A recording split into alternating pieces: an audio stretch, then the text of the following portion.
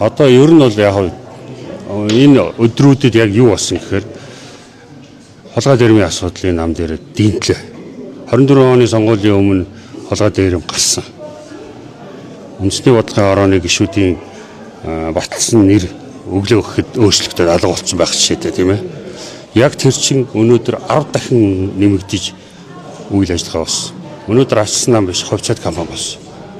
Ховчаад компани гол ховчоо эзэмшигчэнд одоо Махын Бженко тэргүүтэж юм уу тийм ээ. Ажилчтай их төрж оруулж ирлээ. Тэсовөр эмойлч гэдэг юм уу. Манай нөгөө Норвегийн алтуугийн компани ямар юм бэ? Ингээд бүгд ажилчдын компани ажилчтай оруулж иж намын гишүүн болж бүрдэж энэ намыг үндсэн энэ намд явж исэн жирийн гишүүдэд гадуурхсан. 50 жирийн үүр дээр одоо нэг 50-60 хүнтэй байдаг байсан үүр дээр 500 зарим газар бүр 600-700 бичлэлт хийж сарцаана үйл гэж гэдэг яриа явуулгаар тийм ээ. Ингэж орж ирж нөгөө жирийн гишүүдэд хөөж гарсан. Энд одоо энэ жирийн гишүүд бухимдалтай байна. Зөвхөн одоо энэ гол Сүхбаатар, Баянгол, Чингэлтэй, Баянзүрхт дүүргээс бусад газар бол энэ юмнууд явсан. Тэгэд энд бол ингээд жирийн одоо анханасаа арчсны төлөө явсан энэ хөгжчүүл энэ намын зүтгэсэн энэ хүмүүс бүгд гомдолтой байна. Үндэсний бодлогын орооны гишүүдийг бас сая хөлж ийн л да сонгохдоо одоо хууль бусаар сонгоцсон гэж нэг өөртөөхөө хүмүүс шаардсан намд байгаагүй хүмүүс сонгосон. Одоо тий. Одоо энэ үндэсний бодлогын орооны чинь гишүүдийн 250 манай нам танигдахгүй мэдгүй хүмүүс байгаа байхгүй.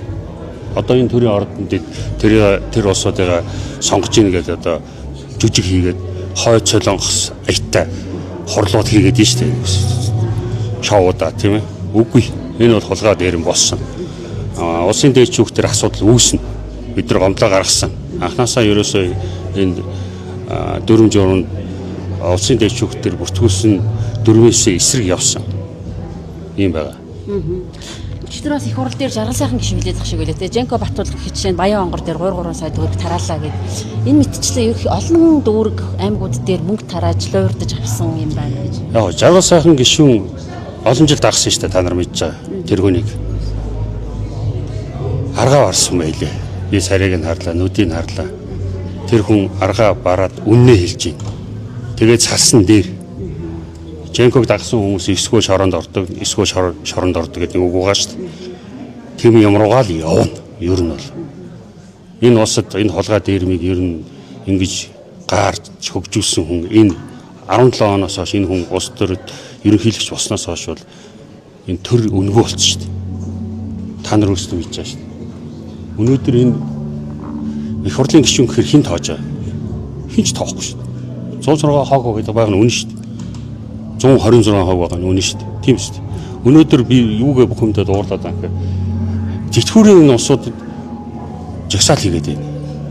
Хөөрхийн юм юунууд жагсаал хийгээд арчснаас нөгөө 42-оос гарч ирж дэмжиж 2 үг хэлж байгаа нэг ч гişүн байхгүй байх шүү дээ. Эмч багш нарыг дэмжиж үг хэлж байгаа хүн байхгүй байх шүү дээ. Эмч багш нарыг өнөөдөр цалингийн нэмийг гэхээр яадгүй. Бүгд ногчд. Нэг муу эмхтэй хүүхд нодлон ганцаараа ойрлол энэ зодуулаад талбай дээр оюун эрдэнэ эсрэг жагсаал зодуулаад явж байхад манай намын эмхтэй гişүүд гарч ирсэн үү? Гарч ирээгүй шүү дээ. Та нар санаж байна уу? Энэ л би бухимдаад байна. Манай нам зүгээр ховчаад компани бүлэглэлүүдийн ийм юу гэж хэлэх юм одоо үг болтохгүй. Ууртай нэг